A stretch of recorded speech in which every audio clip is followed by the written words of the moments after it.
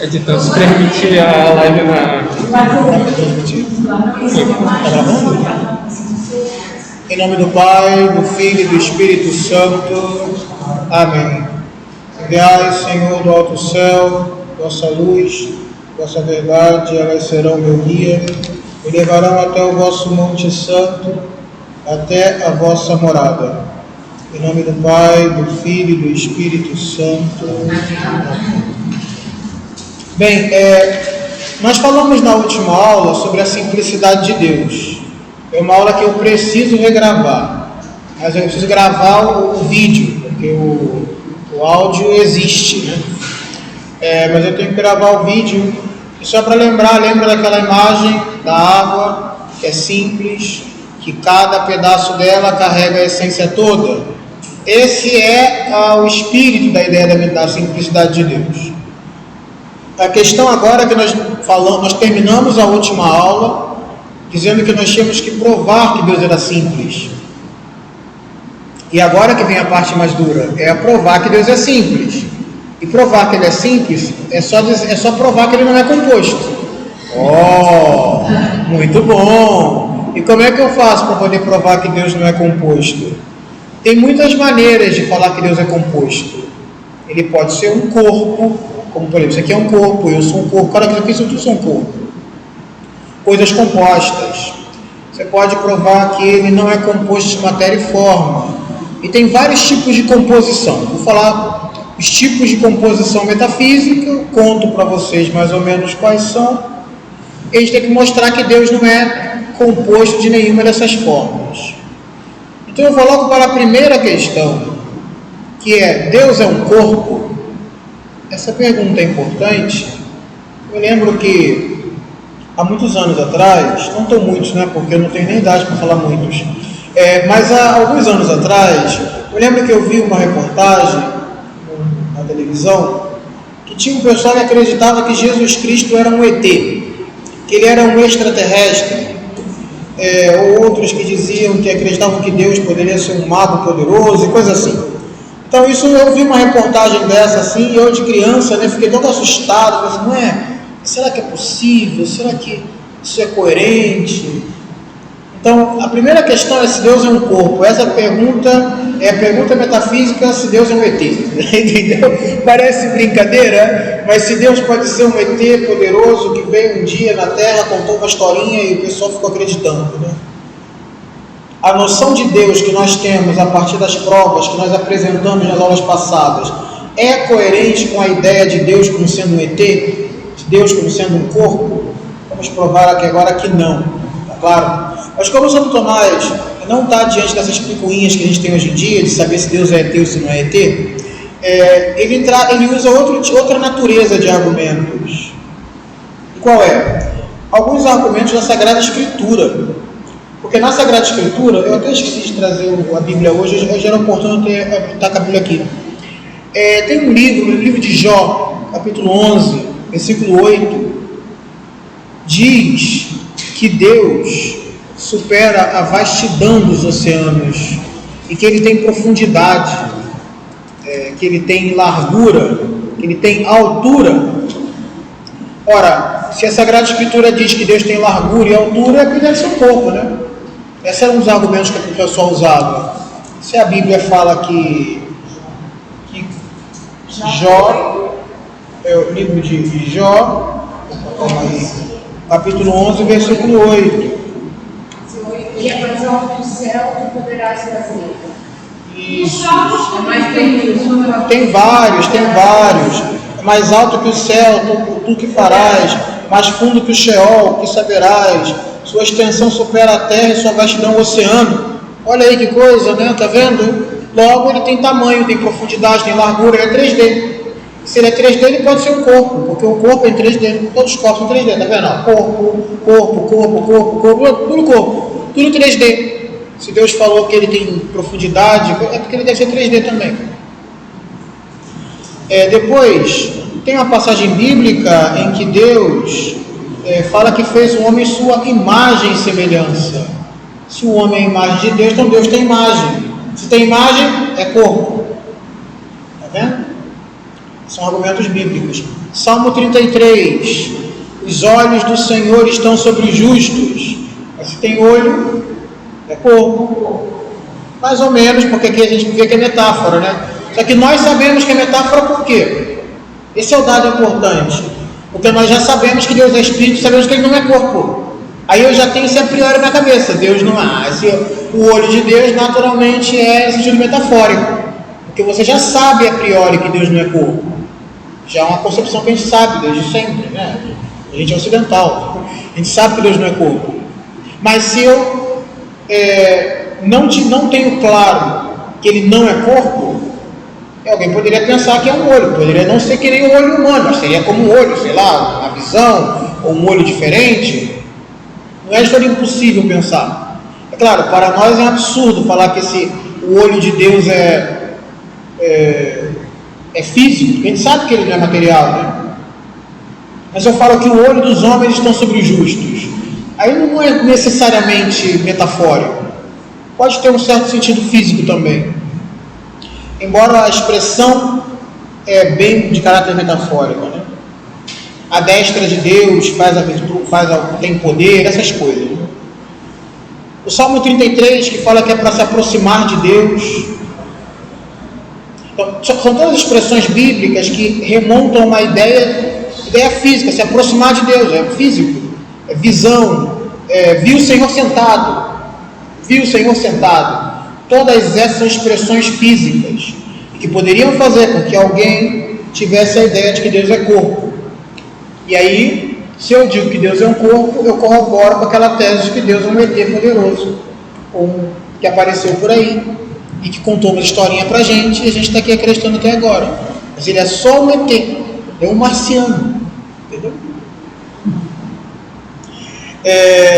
Esses seriam os argumentos bíblicos, e acredita, tem pensador assim, tem gente que tenta fazer uma espécie de comparação, o Deus grego, impassível, espiritual, e o Deus judaico, que está sentado, que tem olho, que anda, que fica próximo. E algumas pessoas entendem que essa visão de Deus como Espírito é uma visão muito grega, e por isso eles acabam tratando essas expressões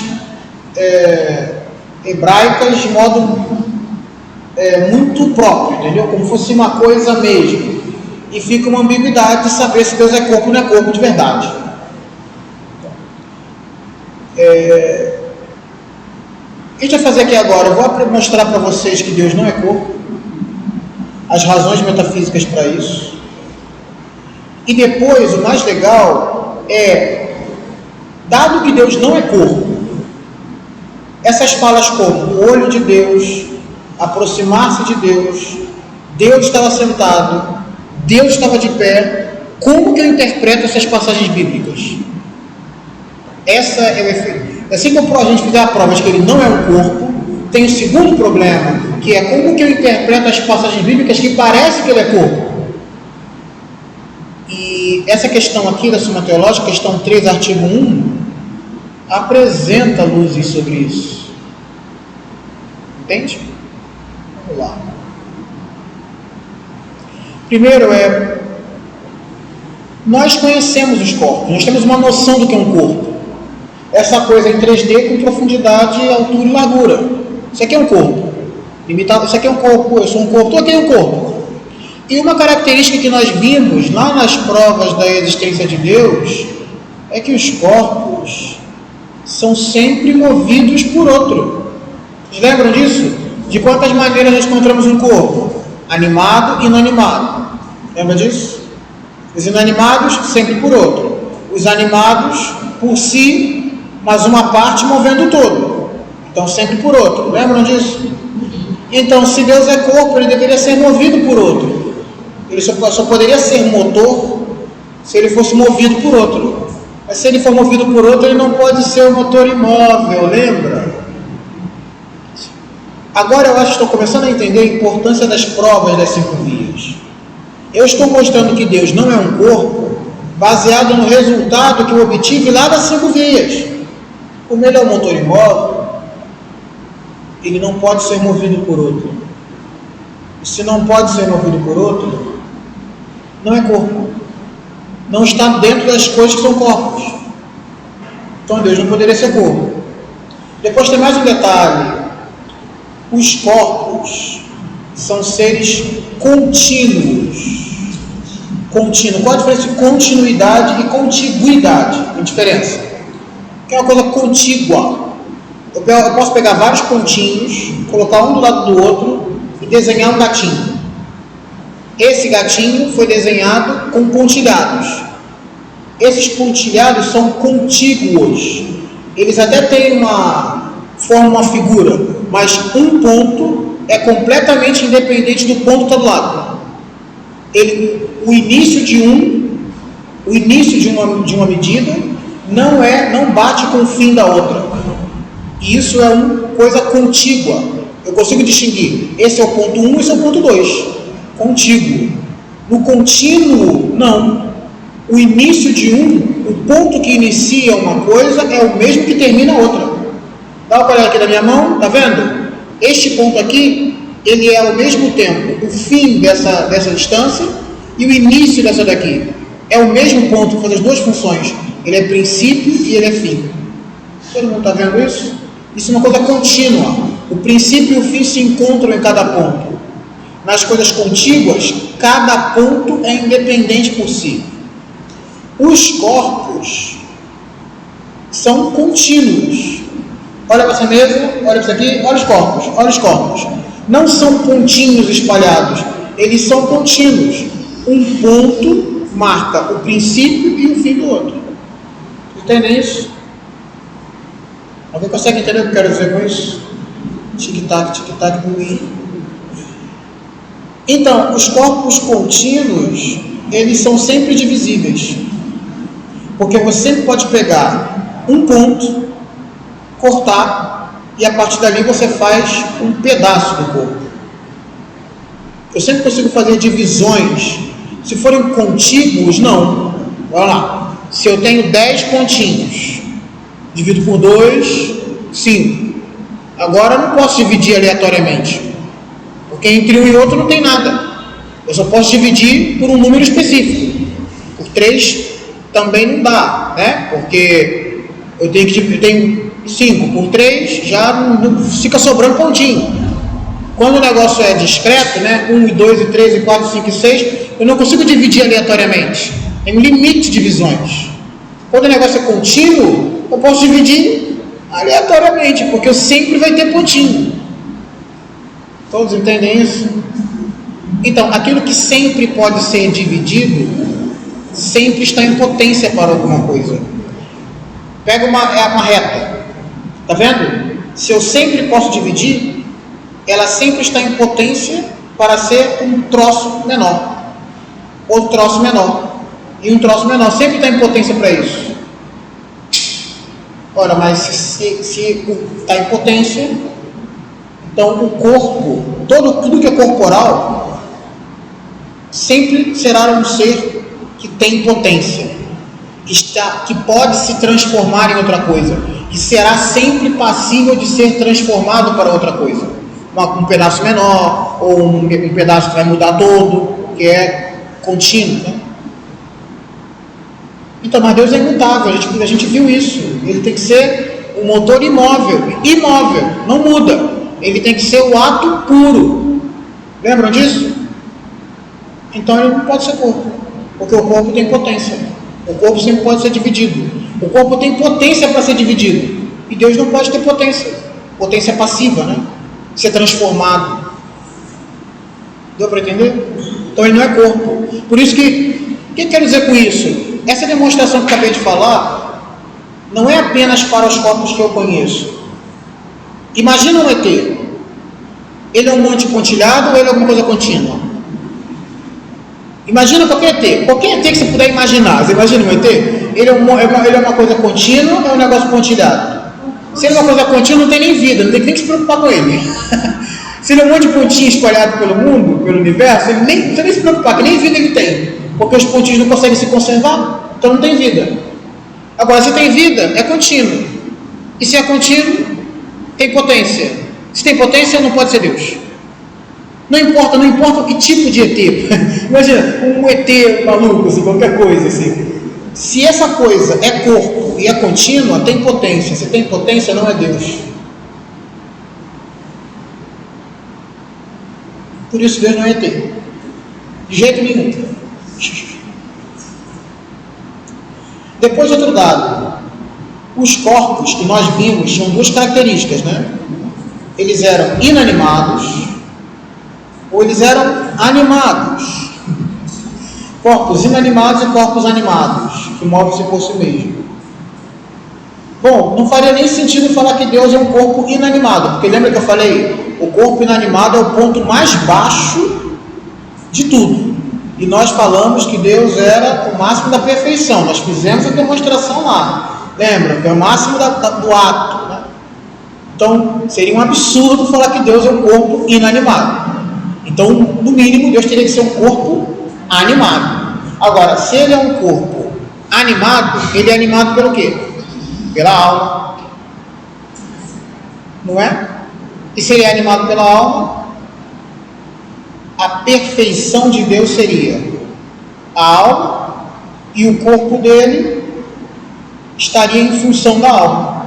Deus não seria ato puro. Ele teria um elemento mais perfeito do que a sua totalidade. Teria que ter alguma coisa dentro de Deus que é mais perfeita que o próprio Deus. O que é um absurdo. Porque aí ele não seria o ato primeiro, a perfeição última, que nós falamos tantas vezes. Em bom português, não dá para Deus ser corpo. Tá bom? Se ele for corpo, gera um monte de contradição com aquilo que nós vimos antes. Agora, olha que bonito. Isso aqui é mais metafísico e é chato ainda. Mas olha que bonito. Nós começamos falando, as coisas se movem. Lembra? E aí encontramos, ele é um motor imóvel. Agora eu estou dizendo, se ele é um motor imóvel, ele não pode ser um corpo. Você está percebendo que a natureza está testemunhando para você coisas sobre Deus? E agora você não está apenas sabendo que ele existe, também está sabendo que ele não é um corpo. E quando sabe que ele não é um corpo, já está dizendo que ele não pode ser um ET. E que ele não pode ser alguma coisa dentro da natureza. Ele tem que ser uma outra coisa. E quem está dando esse testemunho para mim? Cada movimento que eu faço. Isso que é interessante perceber. Tá. E como que a consequência disso na minha leitura da Sagrada Escritura? Vamos lá. O texto de Jó falou que Deus tem profundidade, altura, comprimento, largura, não é isso? É verdade. Como que eu interpreto cada uma dessas características? Olha, se ele fosse corpo, eu sei que é profundidade como corpo. Mas como eu já sei que Deus não é um corpo, então ali a Sagrada Escritura está usando uma metáfora. E essa metáfora significa alguma coisa. Então, um sentido para profundidade, por exemplo, é o conhecimento oculto. Quando eu falo que Deus é profundo, eu posso dizer que a essência dele é incompreensível às nossas mentes. E aí quando eu falo Deus, a profundidade de Deus diz respeito à essência dele, à perfeição dele, a nossa incapacidade de dominar o seu pensamento. Isso é bonito porque quando você encontrar um salmo, uma leitura, quando você encontrar a palavra falando da profundidade de Deus, você não vai pensar mais no objeto sendo profundo, você vai pensar no conhecimento oculto de Deus que você não tem ainda. E aí aí você lê o texto bíblico com outros olhos, entendeu? Quando você falar da altura, você vai saber da superioridade do poder de Deus em relação a todos os poderes. Lembra que eu falei numa aula? Tem a pedra que pode fazer uma coisa, a árvore que pode fazer outra. Lembra que a gente ia subindo? Quando eu falar da altura de Deus, você lembra do que ele pode fazer, que é o mundo inteiro. Quando você falar do comprimento de Deus, lembra da duração da sua existência. Ele é imutável, então ele dura para sempre. Quando falar da largura de Deus, uma das imagens é a disposição do seu amor. E eu já falei para vocês o que é amor divino, lembra? Lembra quando eu falei da fruta doce? Alguém lembra da fruta doce? Não lembra, né? Vou falar da fruta doce de novo.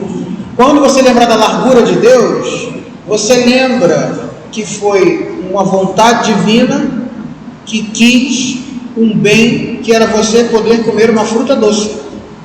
E cada fruta doce que você provar é efeito da bondade divina que quis que você tivesse um pequeno carinho de comer um negócio gostoso.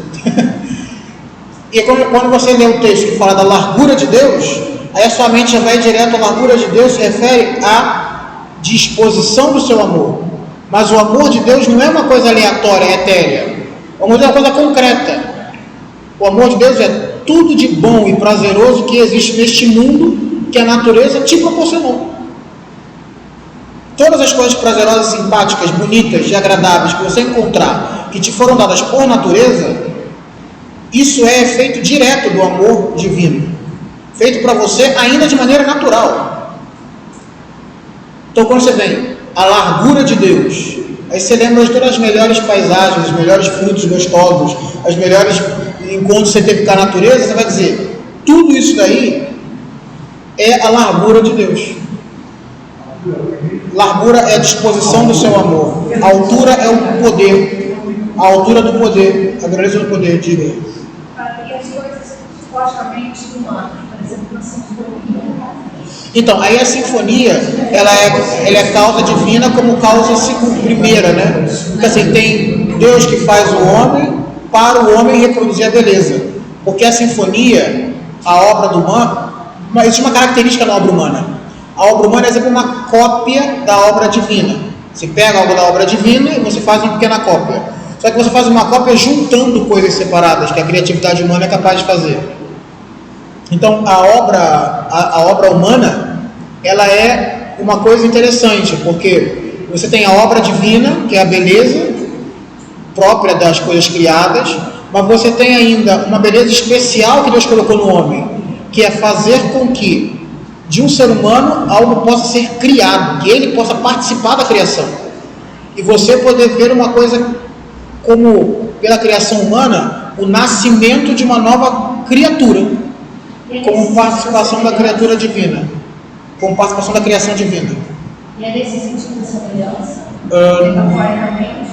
Um dos sentidos seria esse, mas a semelhança mais exatamente se refere àquilo que dá ao homem a capacidade de criar, que é a inteligência e a vontade. Entendeu? A capacidade de criação é impressionante, porque assim, você pega uma sinfonia, uma coisa bonita dessas, é o homem pegando a beleza da criação e gerando uma nova beleza na criação. É uma nova beleza que nasce, mas que passa pela beleza que é do homem. Você entende? É impressionante esse tipo de coisa. E aí você vê a criação de Deus que é capaz de criar. Isso é bonito também. A providência divina que é capaz de criar. Bem, outra maneira de interpretar, porque esses símbolos, como eu falei, são símbolos, eles não são dogmas, então você pode ter outros símbolos. O Dionísio, por exemplo, entendia que a profundidade era sinônimo da essência incompreensível de Deus. A essência divina. Então, quando eu falar da profundidade, falar da essência divina. Daqui a pouquinho, se Deus quiser, a gente fala da essência divina. E é muito interessante entender o que significa a essência divina.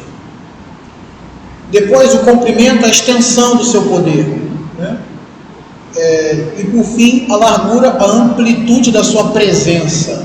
Se Deus quiser, vai ter uma aula só sobre a presença de Deus. E a presença é um espetáculo, falar da presença divina.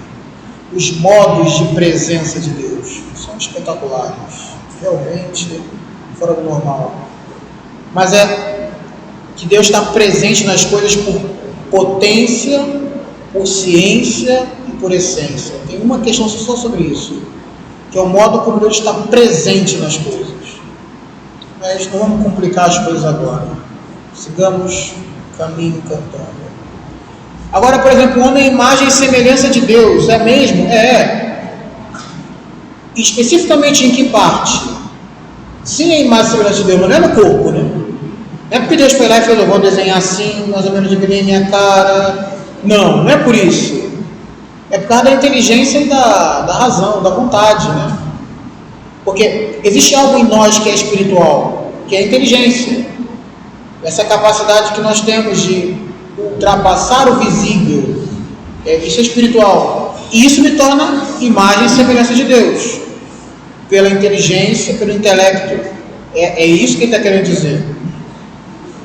A transcendência. A transcendência, sim, a transcendência como efeito da inteligência, né? Como efeito da inteligência, sim, nesse sentido, sim. Depois, nós temos os atos corpóreos de Deus. Deus realiza os atos corpóreos. Só que cada ato corpóreo tem um significado espiritual. Então, olha que coisa impressionante. Quando você encontrar um salmo ou um texto do Antigo Testamento dizendo que Deus volta o seu olhar para alguém, de que estamos falando? De uma coisa concreta que acontece, do efeito da visão. O ato do olho é ver, e a visão divina se refere à inteligência divina. Agora, como é que o olho de Deus se volta para alguém? Voltar o seu olhar para alguém significa... Tem um salmo que fala: voltai a vossa face para nós, Senhor, e seremos salvos. Como assim, olhar para mim? É porque o olhar é ver com a inteligência. Entende? É colocar a inteligência sobre aquilo. Não é uma visão física, é uma visão intelectual. Dar atenção. Exatamente. Voltar o olhar para nós Deus, toma atenção no que eu estou fazendo. Então, olha que coisa interessante. Você está pedindo para Deus prestar atenção em você, mas a atenção que Deus presta para nós refere-se à própria providência divina. É fazendo que a providência nos conduza para a salvação. Voltai o vosso olhar para nós e seremos salvos. Depois, Deus está sentado. Estar sentado é sinônimo da imutabilidade divina. É sinônimo também da autoridade divina. Estar sentado como sinônimo da contemplação imutável que Deus tem de si mesmo. Então, esses são símbolos corpóreos, mas eles se referem a coisas próprias de Deus. E essas coisas próprias de Deus você vai transportando quando você está lendo o texto bíblico. Deus estava sentado no trono ao redor dos seus anjos. Estou falando da imutabilidade de Deus. Estou falando da autoridade divina diante de todas as coisas. Do poder de Deus, da transcendência divina. Deus está de pé, sinônimo de força. Deus entrou em combate. É porque ele vai descer do céu para poder brigar com alguém? Não é por isso. É sinônimo de que nós podemos entender como a providência divina agirá poderosamente em favor de um grupo específico de pessoas. É isso que quer dizer Deus está de pé. Deus está virado. Então, olha, dica boa de quando for ler a Bíblia e falar das paixões de Deus. As paixões de Deus, teopatia. Gerou uma confusão danada, porque nos anos 70 tinham uns teólogos que falavam da paixão de Deus, a teopatia, e falavam da paixão de Deus quase que de maneira material, ou seja, falavam da paixão de Deus como se ele fosse um Deus pagão, como se fosse um Deus grego. Como que nós entendemos as paixões em Deus? Que é ira, alegria, eu me alegro em vocês, eu né? De que se trata isso? Nós não tratamos as paixões de Deus naquilo que se refere à causa das paixões. A causa da paixão é o movimento do corpo. Como Deus não é corpo, então ele não tem as paixões nesse sentido corporal, na causa. Mas nós nos referimos à paixão no sentido de seus efeitos. Olha só que coisa interessante. Quando alguém está irado, o que a pessoa vai fazer? Castigar alguém. Então você representa uma ação, uma correção divina com a ira divina. A ira se refere a uma correção que Deus vai fazer a algum grupo. Deus estava irado, não é porque ele estava com as paixões à flor da pele, é porque ele precisava corrigir de maneira dura aquelas pessoas. A queda de Jerusalém, Deus estava irado. Não é porque Deus estava com um negocinho dentro dele, é porque ele tinha que corrigir duramente aquele povo. O dilúvio, não é porque ele estava com raiva, né? Agora, que história é essa de que a alegria do Senhor é a nossa força? E agora, Que história é essa que a alegria do Senhor é a nossa força? A alegria é uma paixão também. Dos seres humanos é uma paixão. Só que qual é o efeito da alegria? O efeito da alegria, quando eu estou muito alegre com alguma coisa, quando eu estou... Prazer e alegria são quase a mesma coisa. A diferença é que é o seguinte, o prazer é quando você repousa os seus sentidos em alguma coisa que você gosta. Então chega aquele jantar maravilhoso e você repousa a sua língua naquela comida gostosa. Você fica, ai que maravilha, que maravilha. Você repousou os seus sentidos sobre um objeto prazeroso. Isso é o prazer. A alegria é quando você repousa os seus sentidos em um objeto prazeroso, mas que você só consegue perceber pela inteligência. Então não é que nem o chocolate que eu boto na língua e falo, que maravilha. É tipo a música, que você precisa prestar atenção. Vem pelos sentidos, tá vendo? Vem pelo ouvido, vem pelos sentidos, mas se eu não presto atenção, opa, isso é Chopin, calma aí, não é qualquer coisa não. Entende? E aí, o que acontece?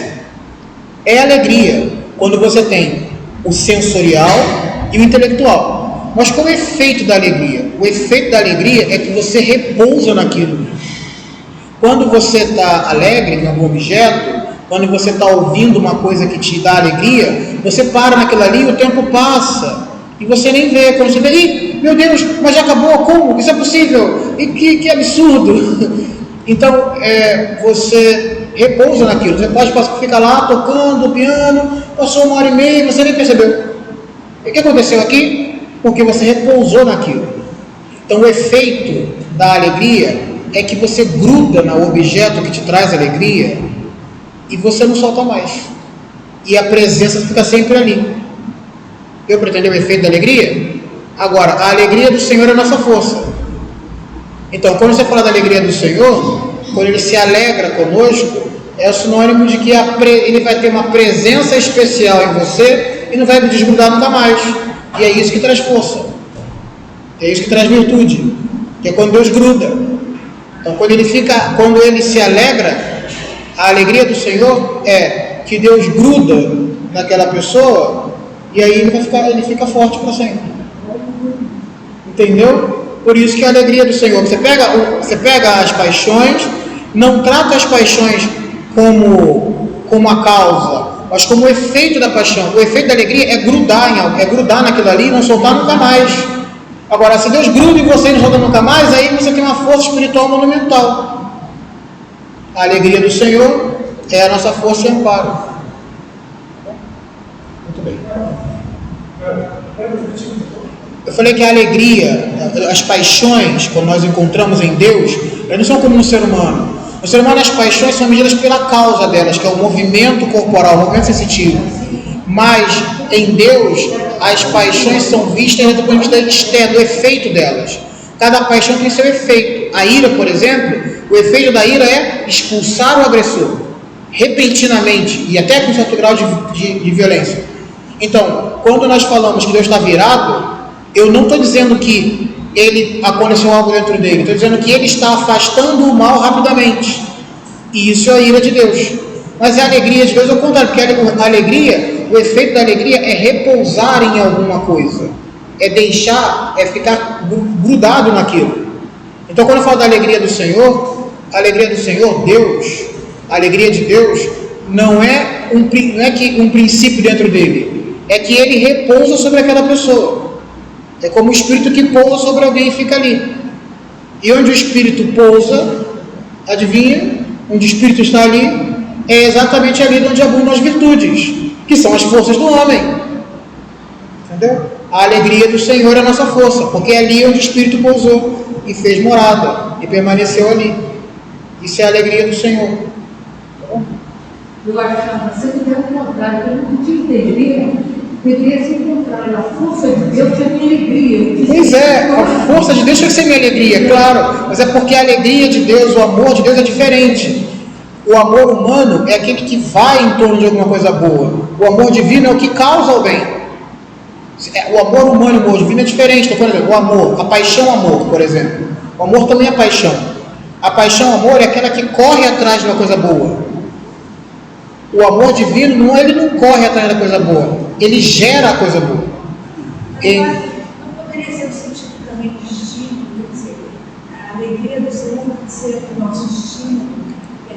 nós queremos alegrar o Senhor? Sim, também tem esse sentido moral. Esse é um dos sentidos morais. O sentido moral seria, eu quero fazer a alegria do Senhor, então vou buscar a força na direção de alegrar o Senhor. Mas a outra é quando você fala da alegria do Senhor no sentido de, mas e Deus tem alegria? Tem. O efeito da alegria é repousar sobre mim. O Espírito pousa sobre mim, de fato, e isso traz força, que são as virtudes infusas. Isso tem os dois sentidos. Um é quando eu falo, eu quero alegrar ao Senhor e por isso vou atrás dele. E quero fazê-lo feliz, quero fazê-lo alegre. Né? E fazer alegre significa querer fazer a sua vontade. Nesse sentido, a alegria do Senhor é a complacência na própria vontade. Sim, tem esse caminho de ascensão. Mas o de descensão mas quando a alegria do Senhor acontece, é quando o Espírito pousa sobre alguém. E permanece. E ali faz morada. Não só ele gera coisa boa, como ele é a própria coisa boa. Ele é a própria coisa boa. Exatamente. Tá bom? Aproximar-se de Deus. Aproximar-se de Deus, então, não é físico, obviamente. Aproximar-se de Deus é pelos sentimentos da alma. Estar mais próximo ou mais distante de Deus, respeito aos sentimentos que a alma tem em relação a Deus. É isso que é estar próximo, estar separado. Né? O afastamento, nesse caso, como Deus é um ser espiritual, eu não estou mais próximo, mais afastado fisicamente. Eu estou mais próximo ou mais afastado espiritualmente. Que é o quanto que seus sentimentos e vontades estão voltados para Deus. Se aproximam da imagem do sentimento divino. Então, o que eu quero chamar a atenção é que essas palavras bíblicas são chaves, essas coisas são ganchos para se fazer a leitura bíblica. E apareceu um salmo diferente, profundidade, Deus está sentado, Deus está em pé, Deus está com raiva, Deus tem paixão, Deus tem isso. Quando você entende como que aquela coisa, o efeito daquela coisa no homem, aí que está o gancho para a proporcionalidade do que aquilo significa em Deus. E aí você sabe representar as paixões divinas nos acontecimentos da vida humana. E é daí que nascem aqueles sentidos da Escritura que nós não conseguimos ver de maneira imediata. Lembra que eu falei que tinha um montão de sentido na Sagrada Escritura, espiritual, antropológico, anagógico, em vários textos bíblicos? Pois então, dessas palavras que são metafóricas, daí nascem os sentidos. E aí você vê naquele mesmo texto que você sabia um montão de coisas que não tinha visto antes. De uma forma simplista, mesmo uma pessoa que está escrevendo algo assim, não pode escrever algo que não existe naquela palavra. Então, naturalmente, ele faz analogia com a vida humana. Né? Exatamente. O próprio que escreve assim o faz. E é importante que consigamos aprender estas coisas e fazer analogia. Que na hora que você faz analogia, o texto ganha outra luz. E é exatamente essa segunda luz que tem efeito espiritual muito grande, que nós já falamos em aulas pretéritas. Não voltaremos agora. Muito bem. Deus é composto de matéria e forma? É a segunda pergunta. Deus é composto de matéria e forma? Primeiro tem que saber que composição é essa de matéria e forma, que história é essa de composição, e por isso que eu vou fazer uma introdução agora, que quer dizer composição. Vou fazer uma analogia bem simples. Vamos fazer um bolo de chocolate. A mais simples, um bolo de chocolate, tá vendo? Você encontrou um bolo de chocolate ali na sua frente, você sabe que ele tem farinha. O bolo não é farinha, mas você sabe que tem. E sabe que tem chocolate, e sabe que tem açúcar, e sabe que tem leite. O bolo por ele mesmo não é nenhuma dessas coisas, mas você sabe que elas estão ali, correto? E quando você olha o bolo de chocolate, você consegue na sua cabeça separar açúcar, ovo, você separa. Você consegue, na cabeça você consegue separar. No real não, no real está tudo junto. Mas na cabeça você consegue separar. Como é que separa? Não, aqui teve farinha. Você viu que ele cresceu? Teve fermento também. Você sabe que teve. Porque você sabe como que é um bolo quando não tem fermento? Ele fica murcho. Então aqui teve fermento. A sua cabeça testemunha coisas que fizeram parte daquela composição. Mesmo que quando você vê a composição. Você vê a coisa composta, mas a sua cabeça consegue analisar. Você provou, está docinho, alguém botou algum açúcar aqui dentro. A sua cabeça consegue descompor o que está composto no bolo. Está claro isso? E se eu olho para um ser humano? Se eu olho para um ser humano, estou vendo um ser humano aqui agora, está vendo? Todos estão vendo. Está inteiro. Então, se é composto, está tudo aí já, junto, ao mesmo tempo. E se eu vou conseguir fazer a decomposição, não é partindo a pessoa no meio. A decomposição do que compõe o ser humano, eu tenho que fazer intelectualmente também. Do mesmo jeito com o bolo. Como que é o bolo quando ele não tem açúcar? Ele fica insosso. Provei o bolo. Tá doce? Tem açúcar. Como que ele fica quando não tem fermento? Fica murcho. Esse aqui está murcho? Não, tem fermento. Como que fica quando falta? Sabe isso? É assim que se identifica, não é? Analogamente, abruptamente, feiamente, é mais ou menos assim que nós conseguimos entender a composição dos seres corpóreos. Vamos lá. Estamos nós aqui, tá vendo? Um dia eu fui um bebê. Um dia eu tive 12 anos. Um dia eu fui mais gordo, outra vez menos gordo. Isso aconteceu várias vezes. Mas eu continuei eu. Tá claro isso? Tá perfeito? Com 12, bebê, é o mesmo eu. Mesmo com algumas características diferentes, mas é o mesmo eu. Isso pode significar uma coisa. Existem algumas transformações em mim que fazem toda a diferença. Ter 12 anos e ter 30 não é igual. Fazem toda a diferença. Mas não tiram o eu. Tá claro isso? Não muda o eu. A análise humana é simples. Bebê, grande. Tá bom? O eu é o mesmo. Ainda que tenham tido muitas transformações. Esse eu chamei de eu porque é o mais fácil de ver que é o ser humano. Mas isso não acontece só comigo. Com a árvore também. Árvore pequenininha e árvore grande. Não é a mesma árvore? Você fala assim, essa aqui é a árvore pequenininha. Aí quando ela cresceu, essa aqui é outra árvore. Não existe isso. É a árvore pequenininha que cresceu. Então não é só com eu, não é só com o ser humano, é com a árvore também. É com o cachorro. Mas também isso pode ser com o celular. Você imagina, o celular ganhou uma ranhura aqui. É o mesmo celular, só que agora com uma ranhura. O que significa isso? Existem algumas transformações que acontecem nas coisas que transformam a coisa inteira, que mudam a substância delas. Se eu pego isso daqui e está com fogo, não é mais celular. Né? Se eu pego uma árvore e transformo numa cadeira, não é mais árvore. E tem outras transformações que não alteram a coisa, que ela continua a mesma.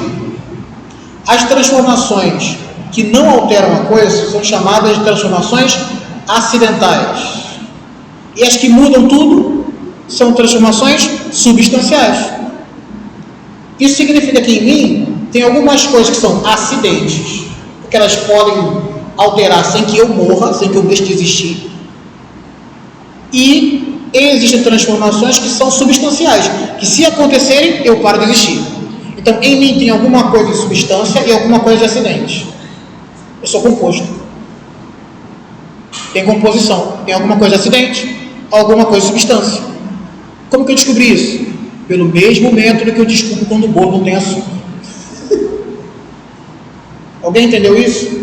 Então, tem uma coisa em mim que é substância e outra que é acidente.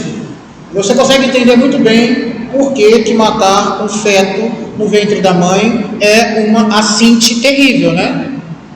Porque é a mesma substância que está lá. O meu coração, por exemplo, está batendo aqui desde quando era um feto, ele não parou. Quando ele parar, eu não vou estar mais aqui.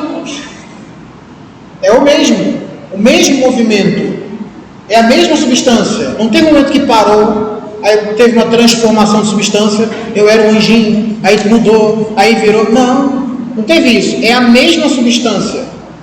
A mesma substância que é feto, a mesma substância que é um idoso de 85 anos. E como é a mesma substância, quando você mata, você está matando quem? Um ser humano, ué. É por isso que é um assinte. É claro? Não é um aglomerado de células. É isso. Não é um aglomerado de células. Agora, para responder a questão sobre o início da matéria, talvez o tópico anterior responderia isso. Se ele fosse matéria, ele estaria circunspecto a uma dimensão. Nós já vimos que ele não é corpo, mas não é corpo, ele também não é matéria. Exatamente. Mas a pergunta era se ele era um composto ilemórfico. Já está respondido a questão. É assim mesmo que responde, ele não é matéria, está bem resolvido. Mas o que eu estou querendo chamar a atenção aqui é que o que vem depois depende disso. Eu preciso mostrar que ele não é um composto ilemórfico. O primeiro eu quis mostrar que ele não era um corpo. Ele não era um corpo em hipótese alguma. Aí agora eu tenho que mostrar que ele não é um composto de matéria e forma. Que a matéria ela é chamada de potência pura. Pura potência. Matéria-prima. Só que para poder explicar a pergunta, se Deus é composto de matéria e forma, eu explico que é matéria e que é forma. E é por isso que eu estou fazendo essa explicação. A gente tem que apresentar aquilo que a gente chama de constituição do ente corpóreo para entender a pergunta. O problema todo é que a gente não entendeu nem a pergunta, São Tomás. Deus é composto de matéria e forma? Mas o que é matéria e forma? O que ele está falando? Então, é por isso que eu estou fazendo essa explicação toda. Explicando substância acidente, daqui a pouquinho eu vou explicar a essência e ser, e depois vou explicar matéria e forma. Que aí completa a explicação sobre a constituição do ente corpóreo. Tá bom? Então deu para entender a substância e o acidente, não é isso? Ok? Maravilha. Agora vamos para águas mais profundas. Vamos dar um top. Vamos subir um pouquinho. Agora tem um detalhe. As substâncias, né? Coisas que existem por si mesmas, elas, como se diz? Elas não são todas iguais. Por exemplo, eu sou substância não, eu sou ser humano, não é isso? E a árvore é árvore. Eu substância, a árvore também é substância. Mas nós não somos iguais. Tem que ter alguma coisa que distingue a mim da árvore, é claro. Mas por outro lado, tem uma semelhança entre nós. Ela é real. E eu também sou real. Então, existe uma semelhança entre mim e a árvore. Nós somos coisas reais. Participamos do mar da realidade. É isso? Mas tem uma distinção entre nós. Eu sou de um jeito, ser humano, ela é de outro. Então, entre as substâncias, existe um princípio de unidade entre as substâncias. E também, obviamente, por conta dos acidentes. Também. Existe alguma coisa que unifica todas as coisas substanciais. Todas as coisas que são por si mesmo. A substância é aquilo que é por si mesmo. E o acidente é aquilo que é por outro. Tem que ter alguma coisa que unifique a substância que é por si mesmo. Que coisa é essa? Aquilo que nós falamos, que é o princípio de realidade, que é o ser, o ato de ser. Vocês lembram disso? Não.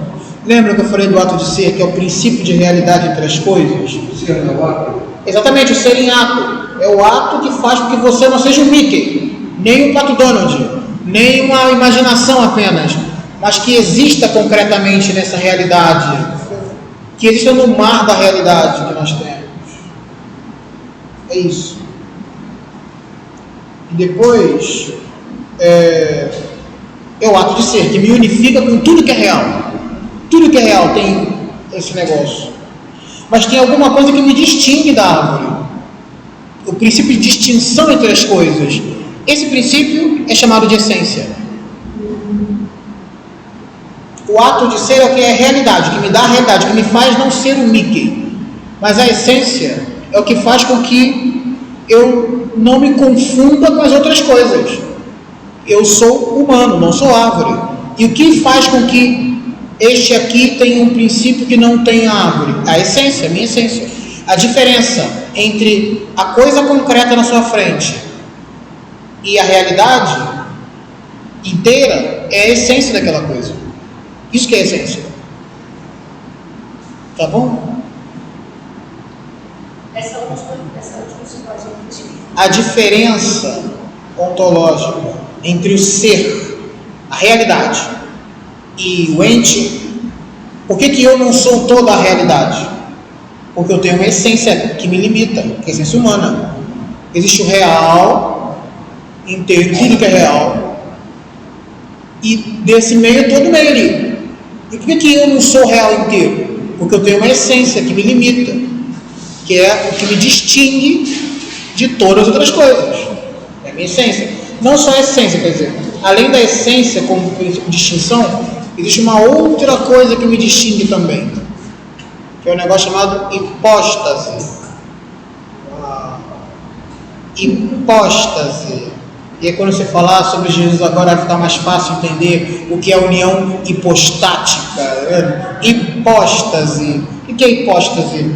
É a sua existência concreta, sua realidade concreta. O que me distingue da árvore? A minha essência. Eu sou ser humano, a árvore é a árvore. Mas existe uma coisa ainda que me distingue de outro ser humano. Entende? Eu não sou igual, cada um tem sua história, cada um tem, não é isso? Tem alguma coisa em mim que me marca a minha individualidade concreta.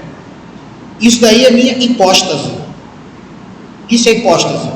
Quer dizer, eu tenho essa distribuição de olho, hipóstase.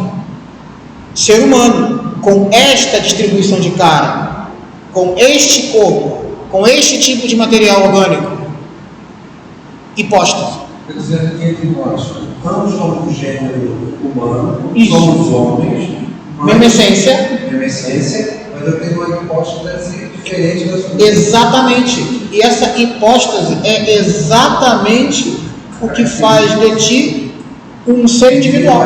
A individualidade, o que te torna indivíduo diante de tudo. Porque senão nós seríamos apenas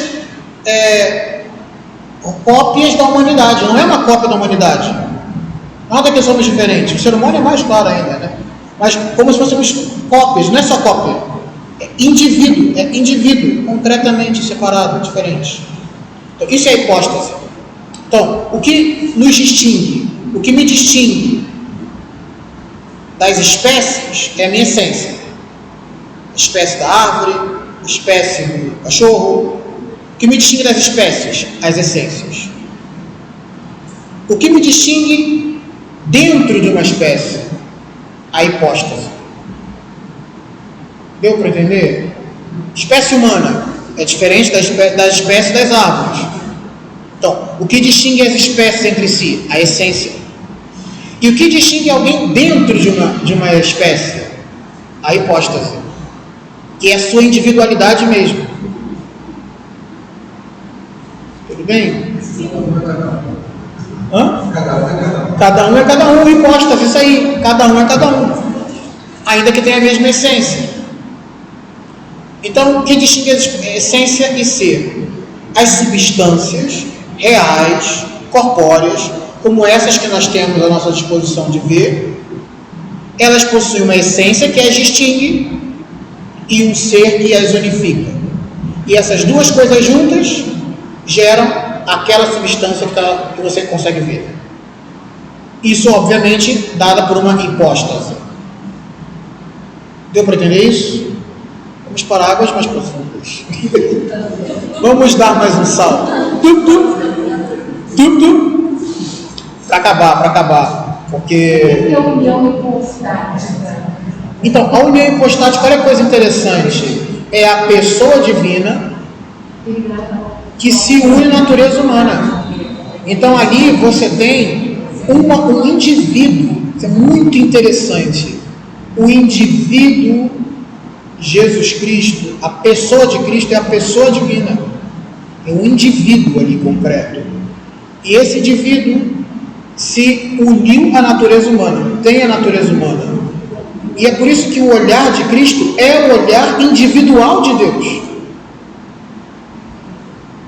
Não é que a divindade, isso é uma coisa importante, a divindade em Cristo, não é que assim, tem a humanidade e a divindade de Cristo, como se fossem dois princípios, e aí isso gerou uma terceira individualidade. Não. O toque de Cristo é o toque individual de Deus, porque é uma hipóstase, é uma pessoa, indivíduo, entendeu? A união é na hipóstase, e é por isso que, por ser de natureza humana, ele tem toque, ele tem coração, ele fala. Mas quem toca, quem abraça e quem fala Não é a natureza divina, é a pessoa divina.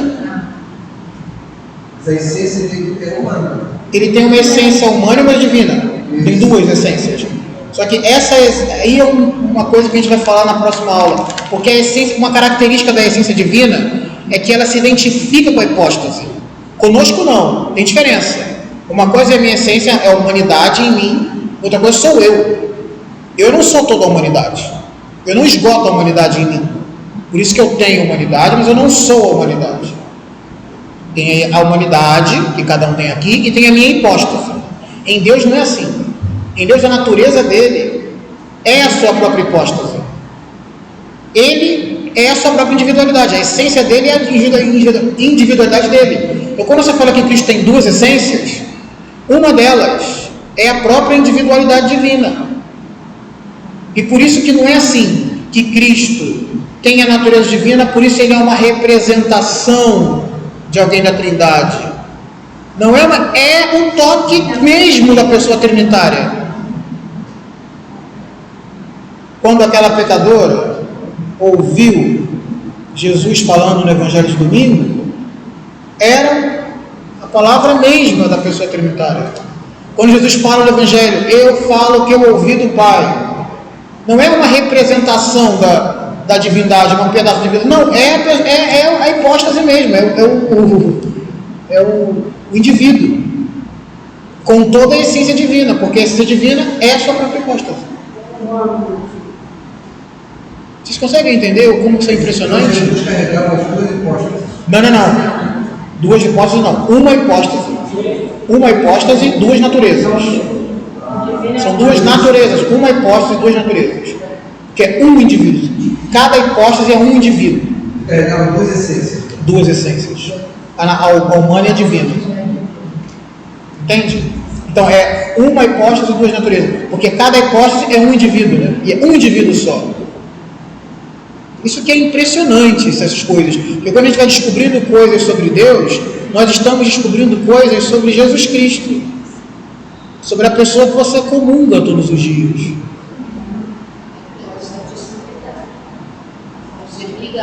Exatamente. É a essência humana e a essência divina. Muitas vezes ele se dirige ao Pai, né? Exatamente. Mas quem que se encarnou? É a segunda pessoa da Santíssima Trindade. A segunda pessoa que se encarnou. E a segunda pessoa fala, porque como dizia São João, no princípio era o verbo estava de frente para Deus. O verbo fala com Deus. Então quando o Cristo está rezando, o Cristo rezando na Sagrada Escritura é a expressão material mais elevada que nós temos do verbo diante de Deus. O verbo falando para Deus. É Cristo rezando. Entendeu? É isso aí. Então é importante perceber isso, sim. O estudo dessa parte é duro, eu sei, é chato, mas quando você encontra, você está encontrando coisas e segredos sobre a pessoa de nosso Senhor Jesus Cristo. E por conseguinte está encontrando segredos sobre a pessoa que você comunga todos os dias.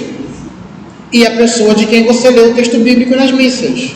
E que prega, às vezes pela boca do padre, às vezes sem a boca do padre. Nem sempre perfeito, às vezes dá certo, às vezes não dá. Fazer o quê? O que eu posso fazer? Não dá para ganhar tudo, né?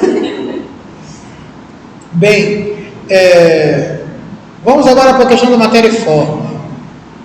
A essência tem distinção, mas nos entes corpóreos, nos seres corpóreos, tem uma característica ainda, que é a transformação substancial. O que é isso? Você olha para um cadáver, o cadáver tem a mesma cara da pessoa viva. Ele tem todas as características, o mesmo coração, o mesmo pulmão, o mesmo tudo da pessoa que estava viva até o momento que a pessoa deu o último suspiro. Naquele primeiro momento, depois do último suspiro, o corpo é igual, mas não é mais aquela pessoa. Porque ali aconteceu uma transformação substancial. Que transformação é essa? A alma separou do corpo. Então, olha que coisa impressionante. Quando você vê um cadáver, existe uma diferença clara entre corpo e alma. Porque se não tivesse diferença de corpo e alma, o cadáver ia ser a mesma pessoa. E essa distinção é invisível, porque o cadáver tem o mesmo peso, tem as mesmas características, tem a mesma cara, tem o mesmo tudo. Então existe algo de invisível que torna um corpo completamente distinto. E esse princípio de invisível que torna um corpo completamente distinto, esse princípio tem uma função: fazer com que aquele corpo se mova por si mesmo. Mova por si mesmo. Eu estou movimentando aqui, tá vendo? Estou vivo. Agora, fosse o meu cadáver, ele não se move por si mesmo mais. Ele não levanta, não fala, não tem mais um movimento humano. Então, existe um princípio dentro de nós que se distingue do princípio material, e que esse princípio é tal que dá razão, entendimento, é um princípio espiritual que torna factível as coisas, que faz aquela pessoa ser quem é. E é um princípio invisível, por isso espiritual. Tudo bem? Agora, olha que coisa impressionante, maravilhosa. Ao mesmo tempo que existe um princípio espiritual, tem um princípio material. E o que acontece depois com o corpo? Decompõe, vira pó, se mistura com as outras coisas e vira um montão de outras coisas. Isso quer dizer que aquele corpo tem potência para ser qualquer outra coisa.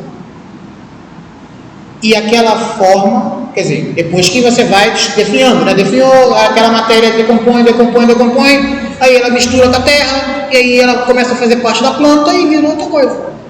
Se misturou no resto das coisas, a matéria. Bom, aí você tem a forma. O princípio espiritual a gente chama de forma, que é o princípio que dá a vida àquele negócio, que faz com que aquilo se mova por si mesmo. E o princípio material, o corpo é o princípio material, que é o princípio que dá a possibilidade para ele se transformar em qualquer coisa. Muito bem. Agora, isso daqui é o corpo e a alma.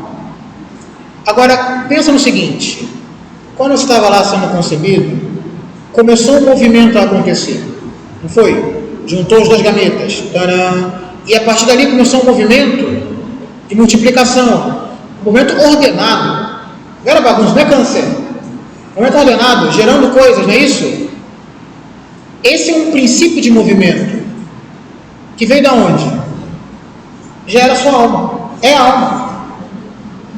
Aquele movimento inicial que fez toque, que desenhou, costurou seu corpo todinho, é a alma.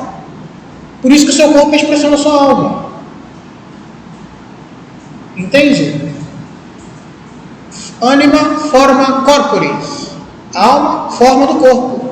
Porque a forma, ela é que costura toda a matéria, para ela ser, costura desse jeito. 2 braços, 2 pernas, a inteligência, tem um cérebro. Não é que existe um projeto divino que constrói meu corpo e alguém bota uma alma ali dentro, entendeu? É a alma que costura. Então, sai A alma é a infusão dada por Deus. A alma intelectual é a alma que vem de Deus. A alma intelectual, a que nós temos, a natureza não tem, por isso que ela é criada de Deus a partir do nada. Cada ser humano que nasce é Deus fazendo uma intervenção na natureza do mesmo jeito que fez no dia que criou o mundo. E é por isso que o aborto é um absurdo. Voltando àquele momento em que tem o último suspiro, é interessante notar que Jesus, então, ele demorou 3 dias e não aconteceu como aconteceu com o resto de nós mortais. Ele ressuscitou como glorioso, que é o que vai acontecer com a gente. É isso que vai acontecer com a gente. Ressuscitaremos com um corpo glorioso. Não com o mesmo corpo, que nem Lázaro, com um corpo glorioso. É o mesmo corpo, mas com o lado aberto. O mesmo corpo com o lado aberto. Lado aberto quer dizer, o lado, o coração perfurado. É o mesmo corpo, mas glorioso, com uma capacidade diferente, totalmente instruído pelo Espírito. A novidade do corpo glorioso de Jesus é essa. É que é um momento em que o nosso corpo durante a nossa vida. Mas não foi mesmo o corpo glorioso, desculpa, por exemplo, que quando Pedro subiu um monte de com Moisés. Não, É diferente. é diferente. Ali ele fez uma exposição do corpo, mas momentânea. Momentaneamente ele mostrou um dote do corpo glorioso e depois não mostrou mais. A ressurreição da carne é o corpo glorioso estavelmente instituído. É o corpo de modo estável, não é uma luz do corpo glorioso, é o corpo glorioso, propriamente dito falando. E isso daí é que tem de espetacular, porque o corpo glorioso é exatamente o momento em que Deus torna tudo em todos, porque Deus já está unindo a gente pela alma, pelo ato de fé, já está conosco na nossa vida interior. Quando você vai aumentando a vida espiritual, Ele está nos seus sentidos, nas sensações, mas Ele ainda não está aqui, Ele ainda não está aqui completamente. E no corpo glorioso é quando cada célula se torna divinizada por Deus, entendeu? Cada pedacinho do corpo, todo ele. Mas era aquele mesmo corpo que o corpo foi encontrado. É o mesmo corpo. Só que ele ficou glorioso. Exatamente. É o mesmo corpo em que Deus é tudo em todos. Ele não é reconhecido rapidamente. Jesus não é reconhecido rapidamente. Eu nem imaginava que ele podia voltar. Pois é. Meus caros, O corpo é o corpo glorioso, não é a mesma matéria. é a mesma matéria, é o mesmo corpo, mas só que com características diferentes por causa dos dotes do corpo glorioso. Mas na Páscoa eu prometo que eu falo sobre o corpo glorioso. Na homilia não vai faltar corpo glorioso na homilia da Páscoa. Meus caros, eu realmente preciso parar por aqui. Na próxima aula nós falamos mais sobre a parte da matéria e forma, e aqui nós encontramos a construção do ente corpóreo. Da próxima vez nós falamos mais, tá bom? Vamos parar por aqui, precisamos parar, tá bom? Então, são 8h30. 2 dias, e será 3? Segredos para as homilias do tempo pascal. Vamos dar glória ao Pai. Glória ao Pai, ao Filho, ao Espírito Santo, como era no princípio, agora e sempre. Amém.